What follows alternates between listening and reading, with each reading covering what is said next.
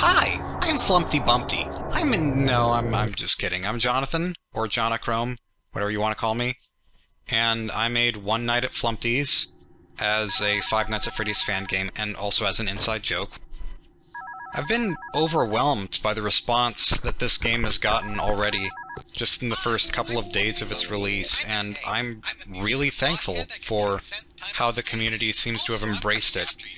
So I'm kind of making this video as both a playthrough for people who can't beat the game themselves, and also as just kind of an insight into what this game even is, because it doesn't make any sense.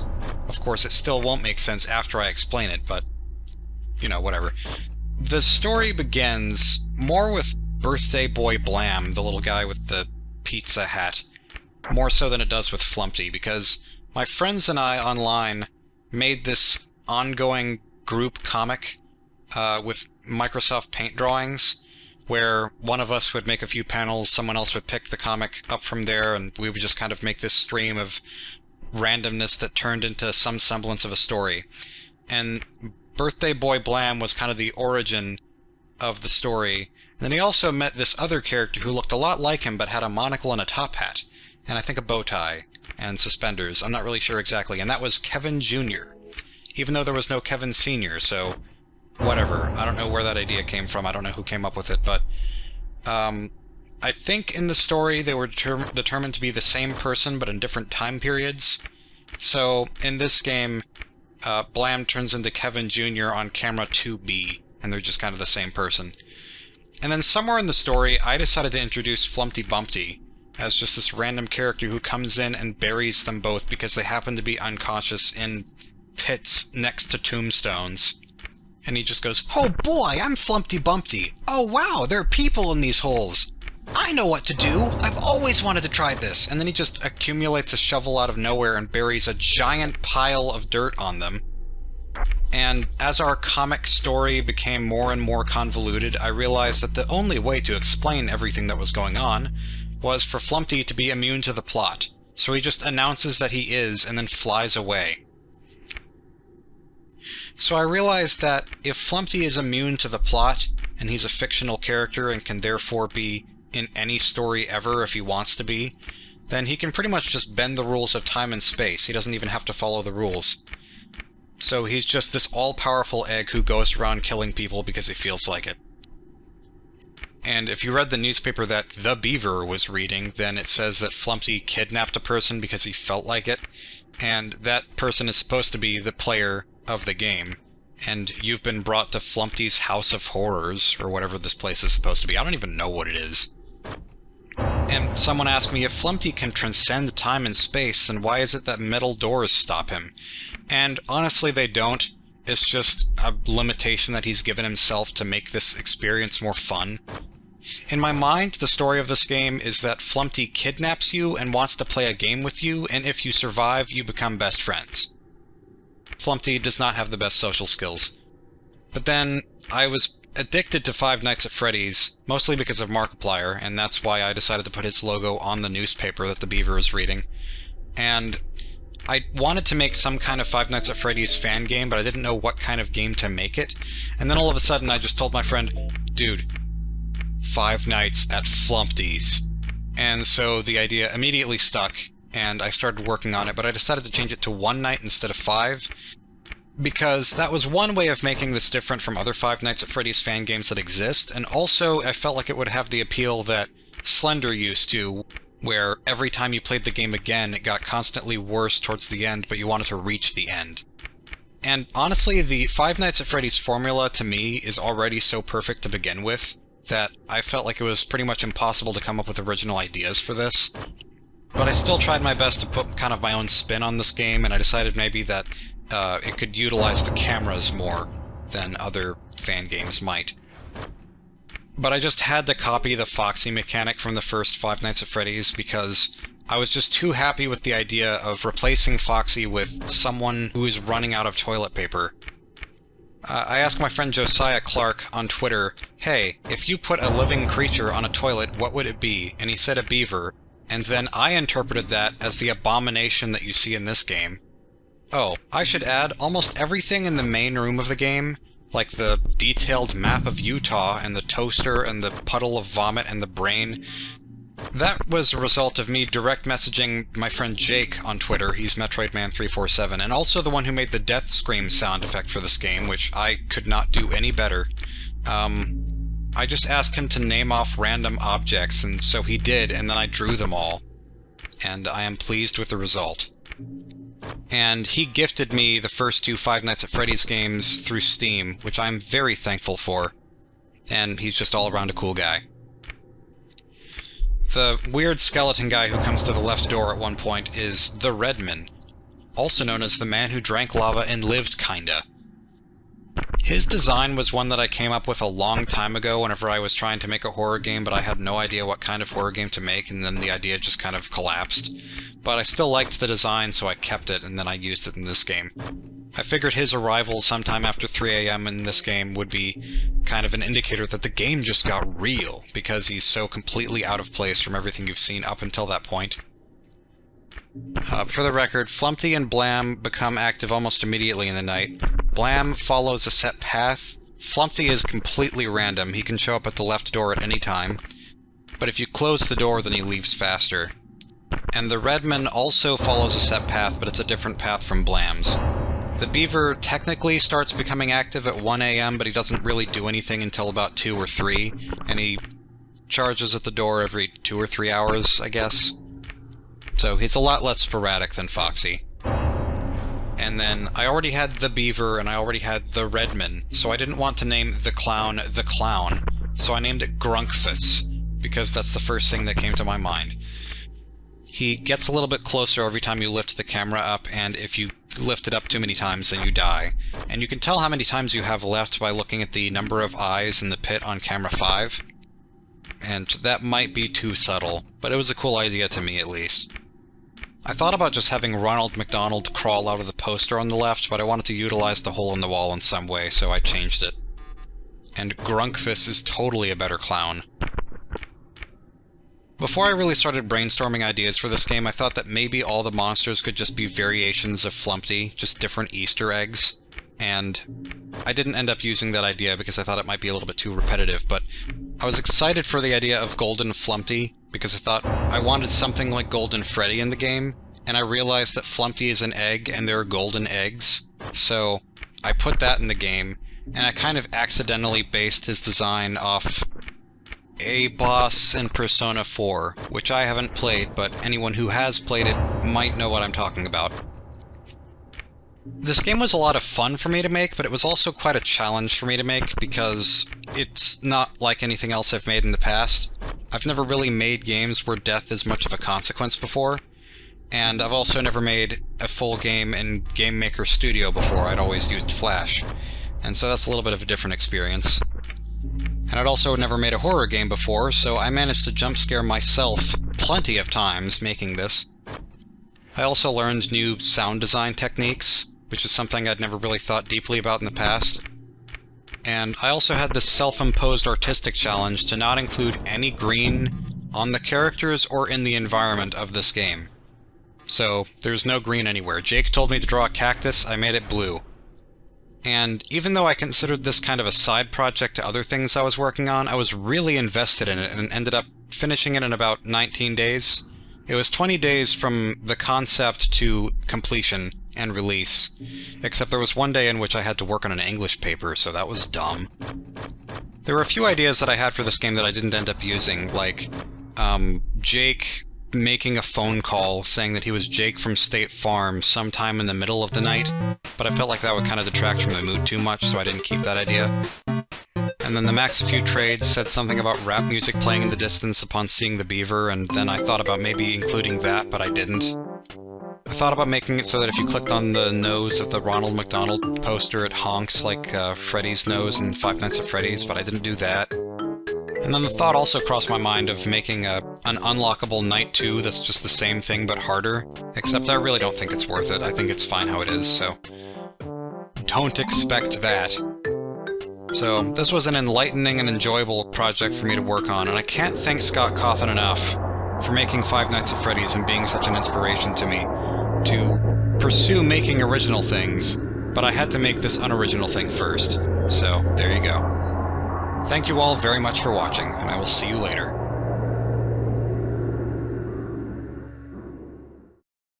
Hello everyone, and welcome to the One Night at Flumpty's 2 developer commentary. I have a lot of things that I want to say, and I don't know how to get through it all, but I'm going to start by saying that whenever I made the first One Night at Flumpty's, I really just made it as a joke. I didn't try to make it super original, I didn't expect it to get the following that it did. It was just me parodying Five Nights at Freddy's with a character that I made up with my friends a year ago, and apparently people enjoyed the first game enough to want a sequel, and so I started thinking about one. But one problem that I had with One Night at Flumpty's personally was I didn't really feel like it was original enough. It was too derivative of Five Nights at Freddy's. So I thought if I was going to make a sequel, I wanted to make it something new, something fresh that hopefully people haven't seen before or played before. And I didn't really have many ideas. The only idea that I had at the time was the idea of replacing the phone call and the fan in the background of Five Nights at Freddy's with a record player that plays music. And I liked that idea, and I wanted to use it, but I didn't have anything else to really go on. Until one night, not at Flumpty's, but at a relative's house that I wasn't really used to staying in, I couldn't really sleep very well, and whenever I finally did get to sleep, I only slept about an hour, because I had a nightmare. In the nightmare, I was in a sort of garage-type place, and there was a light switch in front of me that turned the lights in the garage on and off. But then there was also a hallway in front of me that sometimes monsters of some variety, I don't know what they looked like because I don't remember, but sometimes monsters would come by and they would look into the room, and if the light was off then they wouldn't see me. But one time I had the light on and one of them just charged at me and I woke up abruptly, and I thought, well, I guess that must be a One Night at Flumpty's 2 dream, because I can't imagine what else that would be. And I just took it as a sign that apparently One Night at Flumpty's 2 has to exist. So I started drawing the quote-unquote office of the game. The office alone took about a week to draw, and I called upon my friend Jake, or MetroidMan347, one more time to tell me what kind of random crap that I should draw in the room, and I came up with a lot of ideas myself this time for things to draw, but a lot of it still came from him. Which reminds me, in the first game there was the cactus that I made blue because, aside from a few exceptions, I decided to try to avoid green as much as possible in the first game. In this game I avoided the color blue, and I have a blue whale that I intentionally made green, just because. But yeah, I drew the room, and it is very similar to how it looked in my dream, and then I decided to add vents to it because Taste Gaming made a video on the first One Night at Flumpty's, and he had the suggestion that maybe the beaver in that game, who works like Foxy, it might be cool if he came from either door, the left one or the right one, in the game, instead of just always coming down the same hallway. And I decided to incorporate that idea into One Night at Flumpty's 2 with the vents and the owl, and I really think that was a good idea, and I thank him for that. Go check him out, he's a very jolly guy. But then, at around this time, I kind of lost some steam with the project because I played Five Nights at Freddy's 2 for the first time, and it made me realize that the ideas that I'd been coming up with for the game weren't really original enough, and perhaps weren't intuitive enough either. The initial ideas that I had for this game were for the characters to just kill you on the spot if they saw you and your light wasn't off. And I also thought about having Grunkfist the Clown just be another wind-up music box thing, but that idea's been kind of done to death in fan games at this point, and I also don't really like that mechanic to begin with anyways, because I feel like there's too much maintenance with it. You have to worry about it every single second. I didn't know what to do, so I took a break, and I had another inspiring dream. This time it was a Super Mario Sunshine 2 dream, for some reason. And in the dream, anytime Mario was seen by an enemy, there was a bar in the bottom right corner that increased, and whenever it reached full, all the enemies started attacking him. Just kind of think like all the enemies attacking him like the cuckoos in Ocarina of Time attack Link. So I wake up from the dream, I think that was weird, and then about 7 or 8 hours pass, and I think, wait a minute, I can use that idea! And so that's how the exposure meter got into the game, and it's in the same place that it was in my dream. And I felt like just incorporating that added this new realm of possibility to the game. Another thing about Freddy's 2 that I don't care as much about is how much of the game is based on quick reflexes, because in the later nights, if you make a split-second error, then you're dead. And I felt like the exposure meter kind of prevented that from happening with my game, and that's one thing I liked about it. One thing that I love in the first Five Nights at Freddy's is the power mechanic, because everything that you do affects the power, and at the end of the night it's so much more tense than the beginning because you have almost no power left.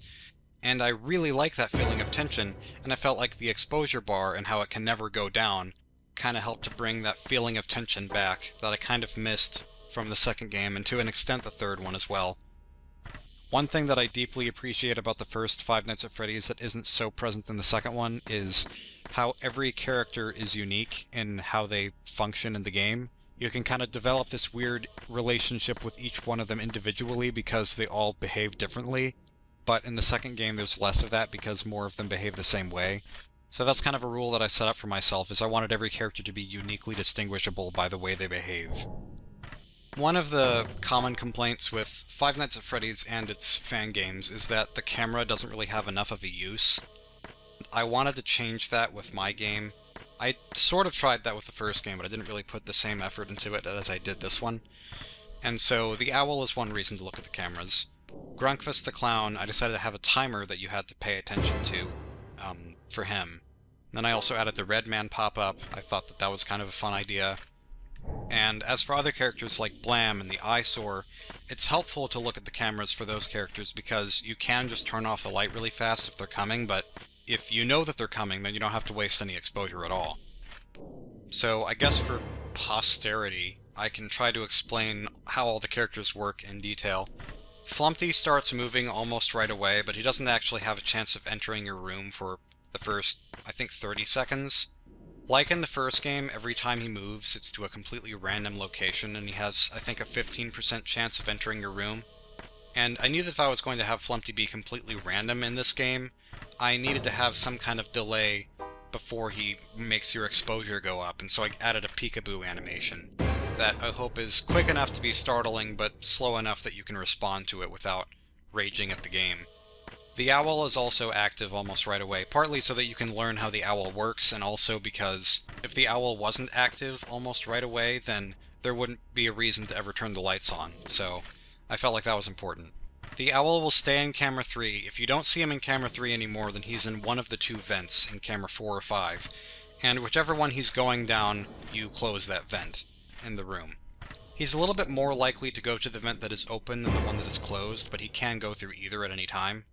If you happen to look at the camera that the owl isn't going through, then you can just close that vent and you're given extra time before the owl hits the vent. Birthday Boy Blam becomes active around 1 o'clock, and he makes a constant cycle around camera 6, camera 3, and camera 7, and then he enters the room again. He just makes a circle, and if you see him in his Kevin Jr. fancy attire in camera 7, then that means he's about to enter the room. If you see him disappear from that screen, then you have a really short span of time before he actually enters the room and sees you, so you can turn off the light in that time. And you should never have to do this, but you can turn the light on if he's starting to walk away, because he's not looking at you anymore. When you see the hole appear on the left side of the room, that means that Grunkfist is starting to lose his patience. You can see what his patience level is in camera 2. The moment it hits 0, he will pop out of the hole in the wall on the left, and your exposure will go up faster than it will for Flumpty or Blam because he's closer to you, so it's more easy for him to be aware that you're there. And because the game runs at 30 frames per second, which is a choice that I made because it made the game run faster, the timer also goes down 30 every second, so that might help you keep a mental note of how fast it's going down. Redman.exe, just a pop-up, click cancel when it appears. If you don't, then you'll have a few seconds to see a red screen of death, and then he'll kill you. I programmed the pop-up where it shouldn't ever appear whenever it's impossible to click cancel. You should always have time to react to it before any of the characters look at you in the room. The Eyesore, kind of and kind of not a character returning from the first game. He will stay in camera 1, but if you see him crawling out of the hole in camera 1, then that means he will start coming towards you in the next minute or two. Then he will move to camera 3, and then camera 6, and then to your room, in a relatively rapid fashion. So you want to make sure that if you see him in either of those cameras, he will be at the room in about 20 seconds or less. In the normal mode, he'll only appear once, sometime after 4 AM, but in hard-boiled mode he's much more active. And then the last character is Golden Flumpty. He starts having a reasonable chance of showing up after 4:30 or so, and if you look at him for too long without either turning off the light or flipping up the laptop screen, then he will kill you, kind of like Golden Freddy does. There are a few recurring questions that I have seen with the characters, like, why doesn't the eyesore move around in the first game? And that's because whenever I made the first game, the pile of eyes in the floor in that one room, it's just a pile of eyes. That's how I drew it. It wasn't intended to be a character. But then people thought it was a character, and I thought maybe I could turn it into a character. And it took me a while to come up with a design to match those eyes, because everything that I came up with was just kind of like that monster in Monty Python on the Holy Grail that has a whole bunch of eyes. But then I thought of the idea that I once had, where the eyes represent people that Flumpty has killed in his game of bringing people into his house and having them survive the night. So I had the terrifying idea of just making the eyes a beast of corpses, and I made it a dinosaur because I liked the pun eyesore. The eyesore character is elaborated on a little bit in the newspaper that you get after hard-boiled mode.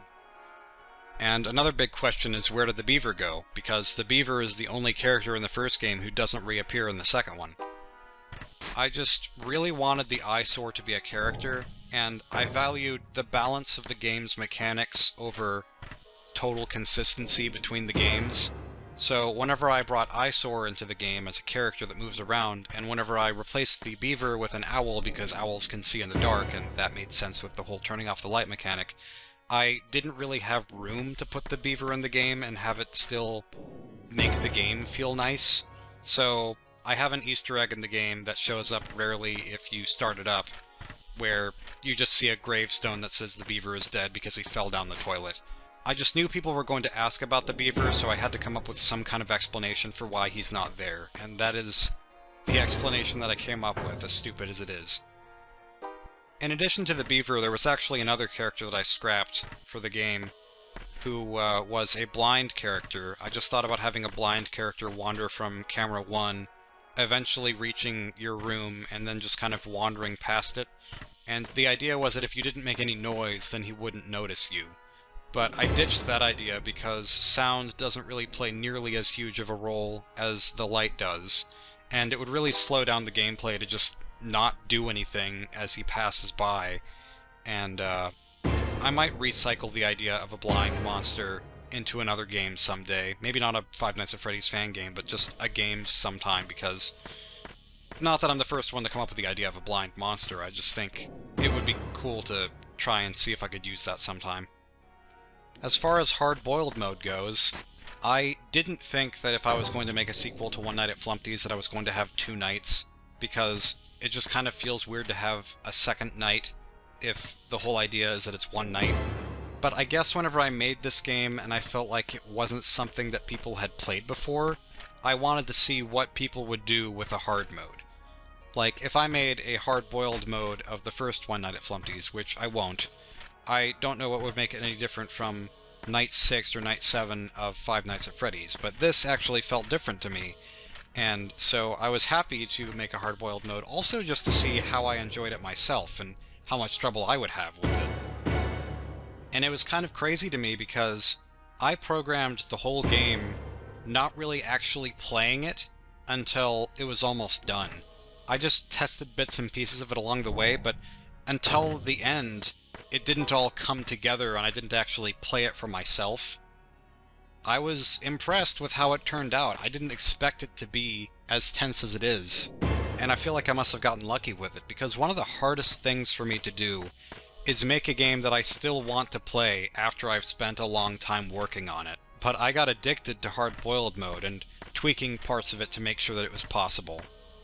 I promised myself that unless I beat hard-boiled mode myself, I wouldn't release the game, and so it took me about 3 hours, but I did it. The recording you're seeing now is my second time beating it. People have a strategy where they just keep the lights off as much as possible and only really pay attention to the owl and the red man pop-up, and maybe also Grunkfist the Clown. And I guess that's a strategy that works. I don't think it's 100% reliable. I prefer to play the game paying attention to all the enemies at once, but, you know, play it however you think works. I kind of think of One Night at Flumpty's 1 as a parody game, and I see this one also as sort of a parody, but more as a tribute. Because I admire Scott Cawthon's work with Five Nights at Freddy's so much, just because of their game mechanics and how they're different every time. I like the story of the games too, but it's not really the biggest appeal to me compared to the game mechanics, and that's probably part of the reason why I didn't really focus on the story as much in making One Night at Flumpty's. But making this game was kind of my way of saying, this is what I feel like I've learned from playing Five Nights at Freddy's and being inspired by the games. Whereas the first One Night at Flumpty's was more or less a joke, I really poured myself into this one and I took it seriously as a project. To kind of cap it all off, whenever I had the record player idea, I knew that I wanted just light, happy classical music to be playing in the background as something that shouldn't be creepy, but it is. And I just kind of made this mock-up classical music that's not a reference to anything in particular. But then for hard-boiled mode, I had the idea to remake the Toreador March, or the Toreador song, which is a tune from an opera, but it's also the tune that plays when Freddy appears at the door in Five Nights at Freddy's 1. And it was so much fun to remake it in a classical-ish style. So that's another homage to Scott Cawthon's genius. For the people who have asked, I made the artwork in these games with Flash 8. That's kind of my art program of choice, and animation program. The game itself is made with Game Maker Studio, mostly using GML, not so much drag and drop stuff. And I'm not sure that anyone's asked this, but the music in both games was all made in FL Studio. So, I'm very happy with how this game turned out. It turned out better than I expected. I'm hesitant to say that I'm proud, because while I can practically credit the whole creative process of the game to myself, there's still so many people that I have to thank, because without them this game would not exist. I want to thank www.wario for making Five Nights at Wario's, because the moment I saw that, I was inspired to make One Night at Flumpty's, because I realized that it would be fun to make, and if Five Nights at Wario's exist, then why not Flumpty's? Both of those are kind of equally absurd concepts, although I don't mean that in a bad way, I just think it's fun. And I also just think that www.wario, or Andy, is a very nice guy, and he was supportive of One Night at Flumpty's too, and so I had to thank him both in the special thanks in the menu of the game, and also I decided to draw his morphed Five Nights at Wario's Luigi in the background of one of my One Night at Flumpty's 2 rooms. Again, taste gaming without his spur-of-the-moment idea to have a foxy mechanic with 2 hallways. Without that, this game probably wouldn't exist either. I have Dawko to thank for being supportive. I have Dalek Puncher to thank for the Red Man scream. I brought up on Twitter that I didn't have any jump scare screams for One Night at Flumpty's 2 yet, and I wanted there to be multiple ones. I didn't want them to all sound the same this time. And Dalek Puncher gave me a sound that I had to edit a little bit, but it worked perfectly. So big props to him for that. That was really helpful. I have my friends to thank, like Jake, for the assistance of the creation of Flumpty Bumpty, and he was helpful in the beta testing process, even though this game didn't have much of a beta testing process. And again, just Scott Cawthon, he's inspired me in ways that I would have never thought possible, from a game in a genre that I used to not even really care for. He's a truly amazing guy, and I wish him the best.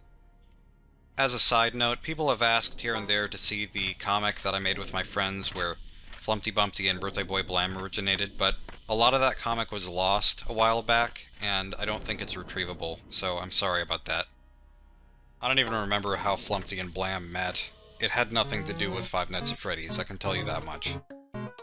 Now, one more big question that's on people's minds is, will there be a One Night at Flumpty's 3? I can't entirely dismiss the possibility of one, but I don't think I'll make one. It's just that this one took a lot out of me, and I feel like everything that I really wanted to do with the first One Night at Flumpty's that I didn't, I ended up doing with the second one. the response that this one has gotten has been unreal. It's the top-rated game, or top-rated Five Nights at Freddy's game on GameJolt right now, which is a huge honor. And it feels like if I made another one, then it would only go downhill from here, and I don't think I would have as much fun making it either. I don't want to feel like I'm obligated to make a third One Night at Flumpty's just because there are 3 Five Nights at Freddy's games. And if there's a 4th Five Nights at Freddy's game somewhere in the future, then would I have to make a 4th One Night at Flumpty's? I just want to be able to work on original projects. Because after all, Five Nights at Freddy's was an original project. That wasn't a fan game of anything. Scott made that on his own merit, and I like making fan games, but I want to focus on projects that aren't fan games. So I guess we'll see how that works out. Anyways, say what you will about Five Nights at Freddy's, but the community surrounding the series is one of the most amazing groups of people I've ever known, and I am incredibly grateful for the opportunities that I've been given to have so much fun making these fan games and to see people enjoy them the way that they do. It's really been a wild ride. So thank you all very much for watching and playing, and I will see you in whatever we do next. I gave it a solid effort, but it was not meant to be. I don't enjoy canceling games after I've announced them. This isn't the first time I've done it, or the second time, or the third time, as far as I can remember. But it's never easy. Relatively speaking, though, I feel pretty at ease with this decision. Whenever I started making One Week at Flumpty's, the biggest motivator for me was just Five Nights at Freddy's 4 hype. Because it was announced and everyone was really excited, like, goodness gracious, Five Nights at Freddy's 3, we thought that was maybe the end, but it turns out there's one more. That's going to be amazing. We need to theorize about what it'll be like. We need to play all the past games again and get ourselves into it. And, you know, it was just a really exciting time.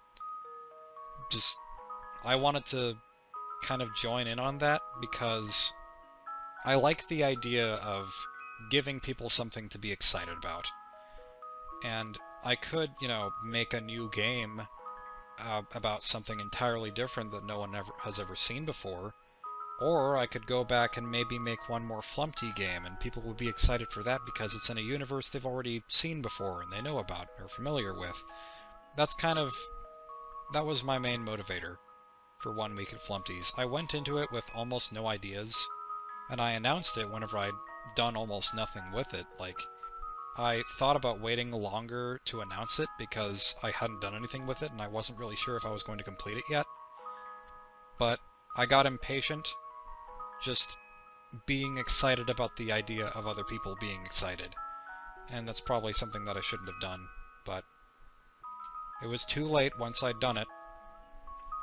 I did initially have fun working on it, though, because I had some ideas, not very many, but I thought I had just enough where I could plow through as much of it as I could, and if I ever lost motivation, then I could say, well, I've done so much in these first 1 or 2 weeks of production that anything that I've done so far, it can't go to waste. I have to keep going. It's too late to stop now.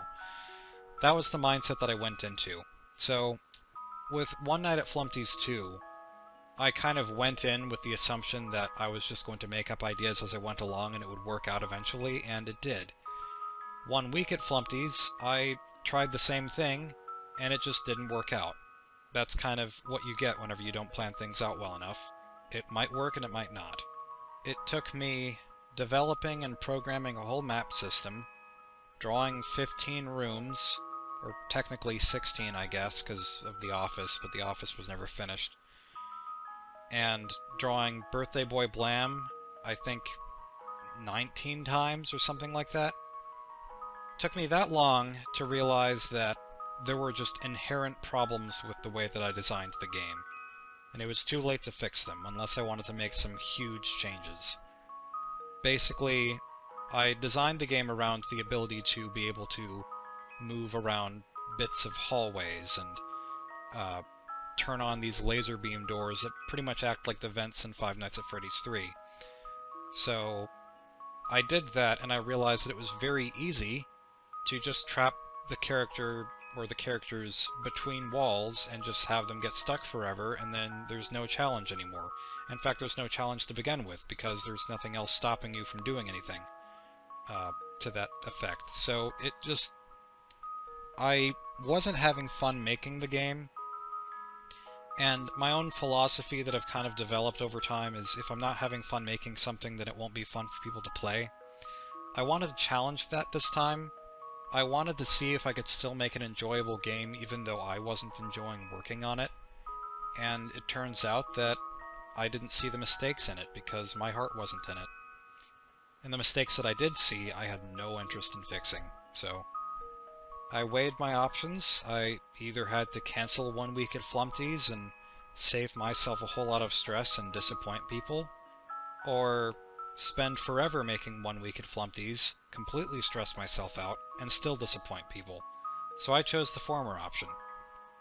As sad as the news is, it's also a huge relief for me, because I, of course, am relieving myself of a whole lot of stress that I went through trying to make this game that I just don't want to do anymore.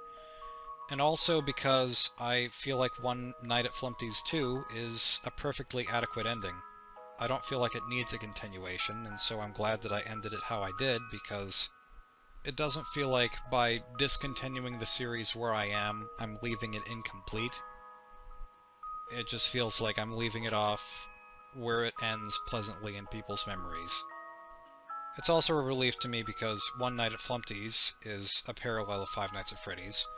One Night at Flumpty's 2 wasn't intended to be, but still kind of ended up being a parallel of Five Nights at Freddy's 2.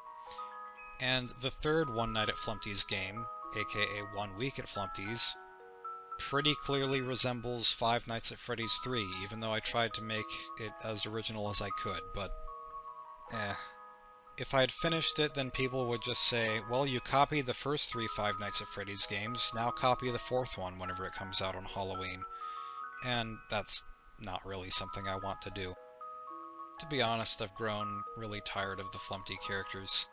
I still like them, but I just don't want to do anything else with them. They're always jokes. In my mind, they always will be jokes.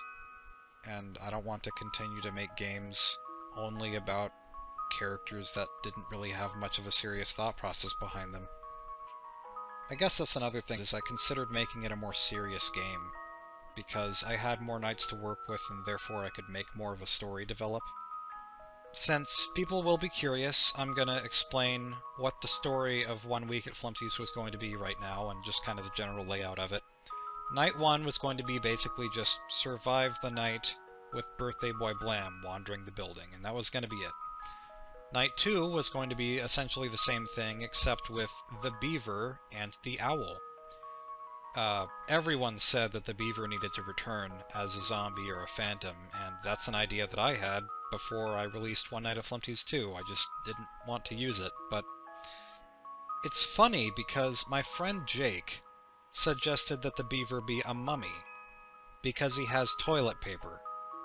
And he is the only one who suggested that idea, and I thought it was great, and that's one of the reasons that I wanted to finish the game, but of course I wasn't able to.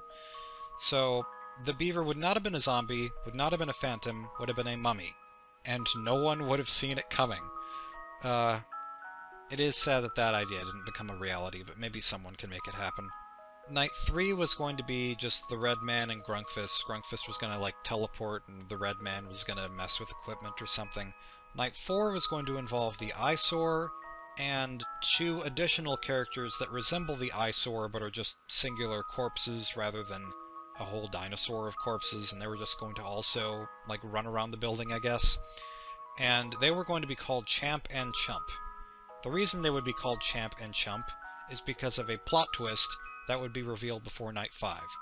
The plot twist would be, you see a minigame flashback of yourself, essentially, being the player of the first 2 One Night at Flumpty's games, and Flumpty is, like, beckoning you to a back room where he says, come and claim your prize and be my best friend.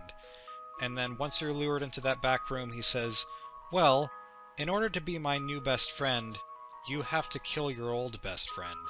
Naturally, you would decline this offer because hopefully you're a sane human being, and so Flumpty kills you both, you are the champ, and he is the chump. Then the question is, who is playing the game? Night 5, Flumpty is the only one active, and I was thinking like maybe everything could change in Night 5 and it would be crazy, and the biggest idea I had was having the rooms switch places. Like, you would be able to physically see the rooms that are the same size on the map just switch. But dang, would that have been more interesting to look at than to actually play.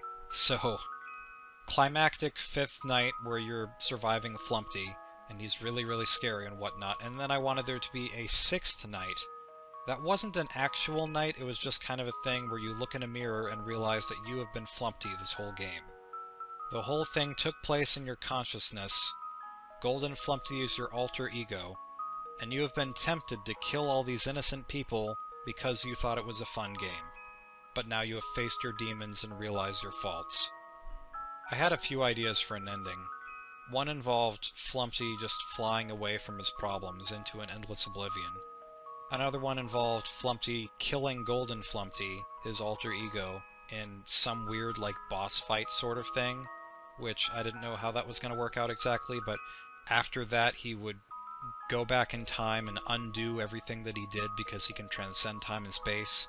Another idea that I had was for his immunity to the plot to be like this contract, and he rips up the contract, and by doing that he's no longer invincible, and so he would go back to all the people that he hurt over the years and have them get their revenge on him, and as a result he would die and become an egg yolk in the ground, and being redeemed he would fly into the afterlife. I just wanted to have Flumpty fly in one way or another, using the image that I used in the very beginning of the One Night at Flumpty's trailer that I posted whenever I made the first game. I thought it would be kind of a fun way for everything to come full circle. If anyone else wants to make the game and the ending that I could not, feel free. You can make a 1 week at Flumpty's if you want. You can make any number of Flumpty's fan games. You can make fan art. You can use the music that I made for the One Night at Flumpty's games if you want. Like, you have permission to do any of that if you feel like it. I'm just honored that it's come this far, and you're all wonderful people. Thank you for everything. If you are at all worried that this means the end of me making games, that's not the case, because making games is my deepest passion. It's something I care about very greatly, and it's something I don't intend on stopping anytime soon. I don't know what I'll do next. All I know is that it's most likely not going to be Flumpty. But it'll be something. We'll see.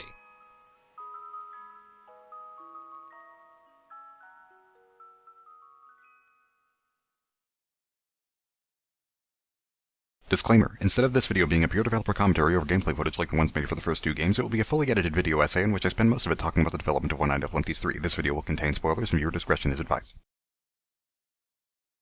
About 13 years ago now, on the forum I used to frequent, I invented an imaginary user with the name Popular Guy, and the running gag was that every message this user posted would receive at least a dozen upvotes, regardless of what it said.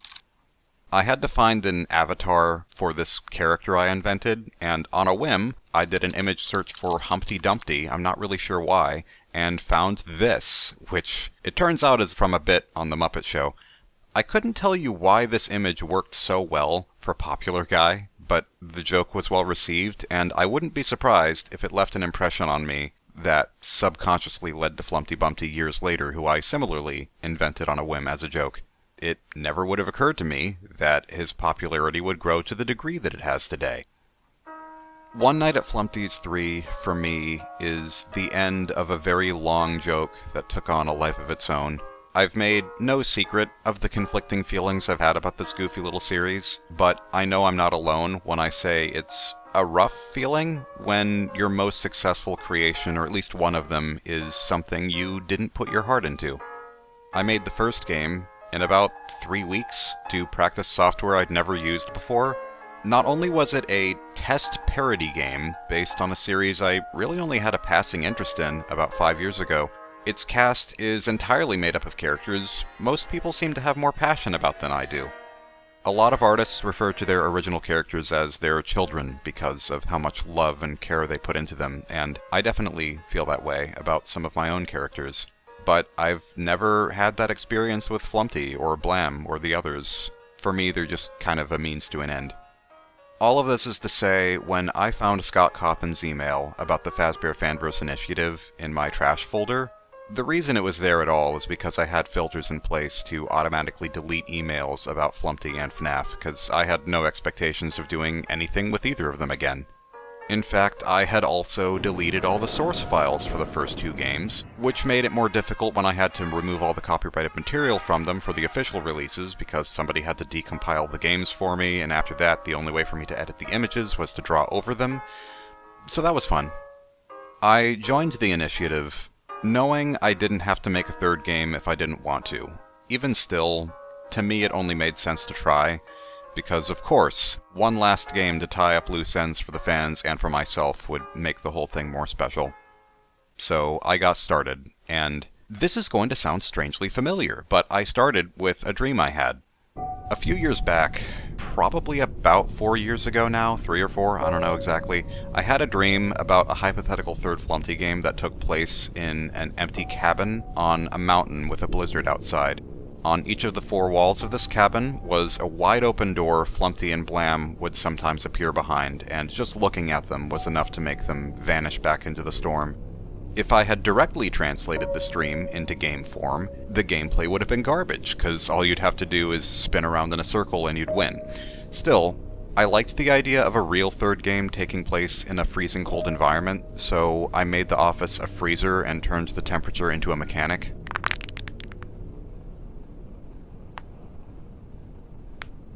In hindsight, I realize the furnace is pretty similar to the music box in FNAF 2, which I have some reservations about, but my hope was that it would feel like a safe zone for the player at first, and then I would introduce a mechanic which shows that not even the one safe zone is truly safe, like any good horror.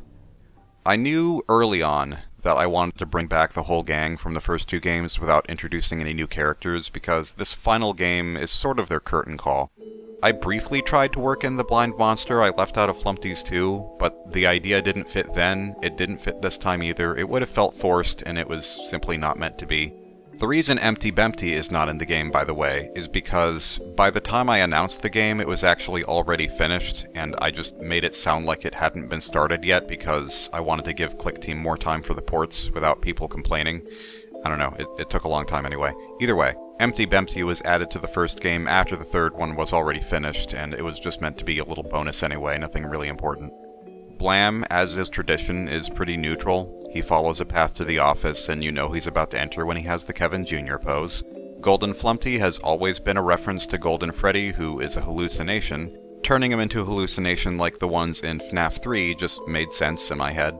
Someone had to come out of the furnace, and the Red Man seemed like the obvious choice because he's associated with fire and lava, although the idea of having him teleport through a portal in the wall was sort of carried over from the Grunkfist portals in the cancelled 1 Week at Flumpty's plans. Several things were carried over from those plans, one of the most obvious things being the snapshot camera, which I repurposed for use in the office instead of the security cameras because I wanted to force players to use the monitor to determine when a character is right outside, and lighting up the darkness in front of you with a flash of light just seemed like a cool way of fending them off.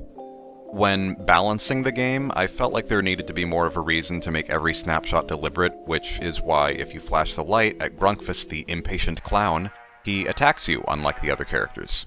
It also worked out well because the room Grunkfist comes out of this time is an exhibit for clown art, which is an idea I was rather happy with, and it makes sense for an art exhibit to have a sign prohibiting flash photography. There was no way I couldn't bring back both the beaver and the owl this time, but one thing I didn't want to carry over from the cancelled 1 week plans was the toilet paper mummy beaver idea, because I knew everybody would be expecting that, and I was right.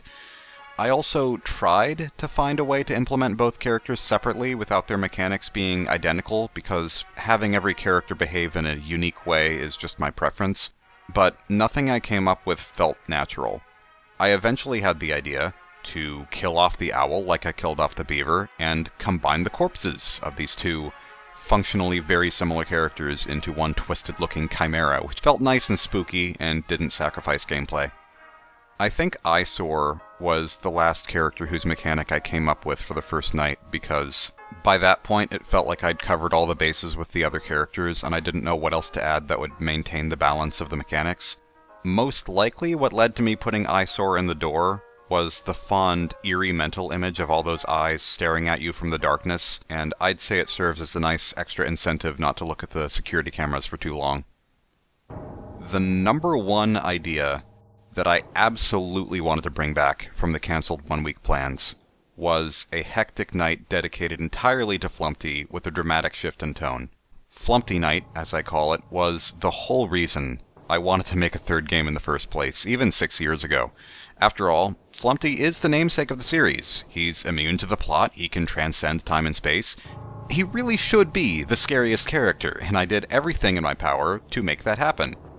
The end result, in my opinion, is even better than I'd always hoped it would be. I'm glad I didn't design this night in the 1 week at Flumpty's days, because I've learned a lot, and I was able to capture exactly the mood I wanted back then, just with better gameplay that handles a lot of the same elements in a different way. I brought back the rooms that swap places on the map, the starry hallway, the laser doors, the room decorated with a bunch of glowing lines. The addition of the dinosaur was my friend's idea. This night combines a lot of new ideas with the best of the plans I had before, and it doubled as fan service, so that's great. It was cathartic, in particular, to animate the spider-legged Flumpty scampering through the vents, because that imagery had been in my head for years, and I was so eager to make it a reality that I'm pretty sure it's one of the first things I made when I got to work on Flumpty Night. I was also excited to make the jump scare, because Flumpty is more or less a reality-bending god of death.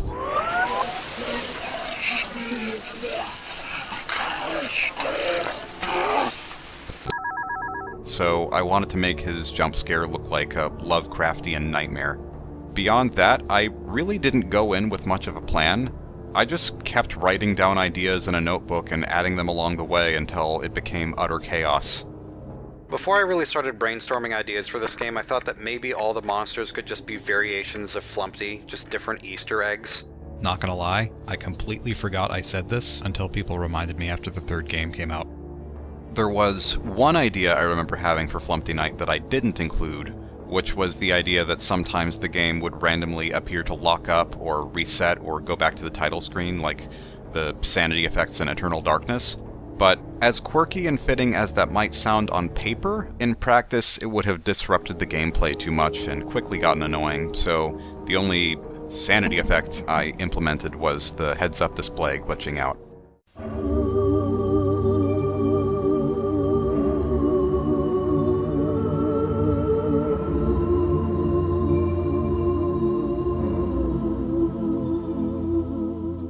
The decision to compose an electro swing song for the end of the night came to me while I was listening to Caravan Palace. Go figure.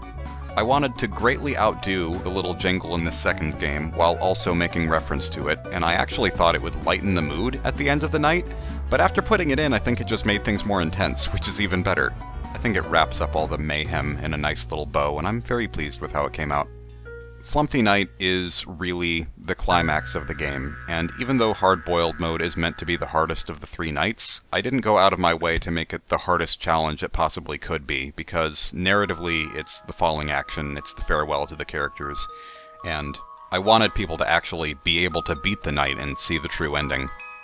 In Five Nights at Freddy's 3, which always felt like the proper ending of that series to me, the background music of the Shadow Bonnie minigame was a music box cover of a classical piece by Schubert, which in English basically translates to Swan Song No. 4, Serenade. I used that same music box theme in the cancellation video for the 1 week at Flumpty's game years ago, and it felt appropriate to sort of call back to that for the bittersweet final night of the series. So I made my own cover of Schubert's Serenade, and that's what plays in the game. One of the big reasons the 1 week at Flumpty's game crashed and burned is I was trying to force lore into a fan game series that I think actually benefits from not having any lore. So The story was not a focus in this one, but it does have just a little bit more story than the others, and I think it fits. It occurred to me that the goal of the player has always been to survive until 6 a.m., and technically, the Flumpty series has never ended a night on 6 a.m.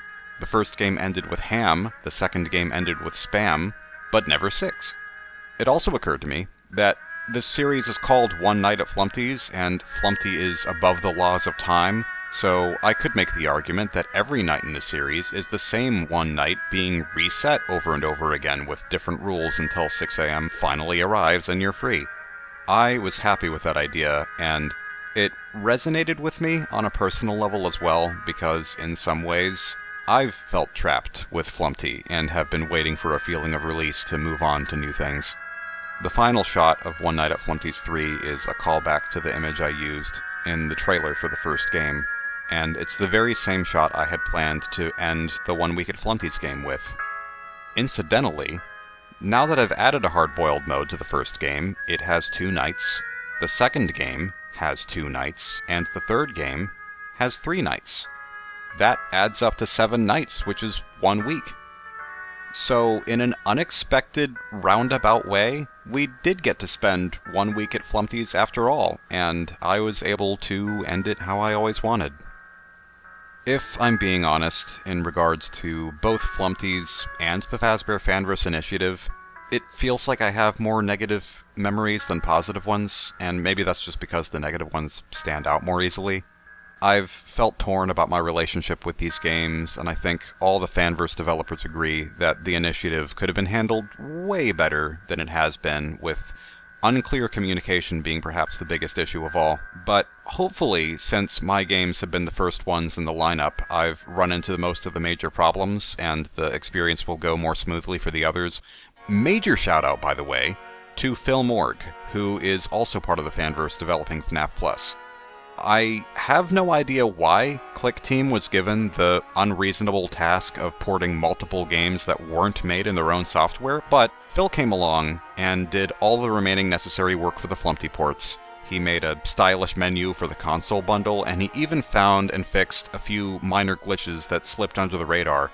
I could not have asked for anyone better for the job, and he's frankly the sole reason Flumpty's 3 came out before the death of the universe, so I'm very thankful, very, very, very thankful for his help.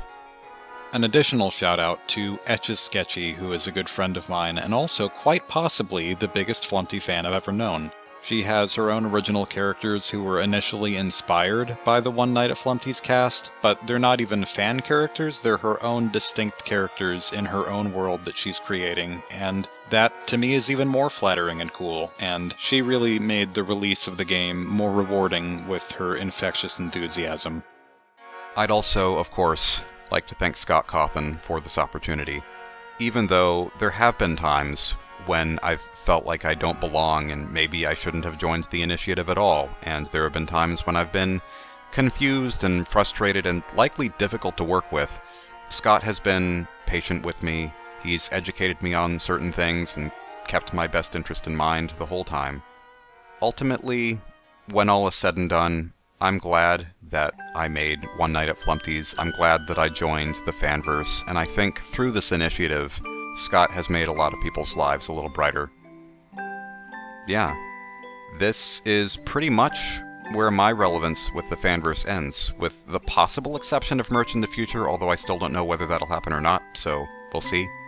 My last Flumpty uploads will be the One Night at Flumpty's 3 soundtrack, and then I'll start a new journey. If you're still interested in Five Nights at Freddy's content, you won't be seeing it from me, but you will be seeing it with the other members in the Fanverse, so if that tickles your fancy, please buy their games when they come out. They're all cool people with wonderful creative skill, and they deserve your support. With that said, take care, thank you for watching, and I'll see you in whatever we do next.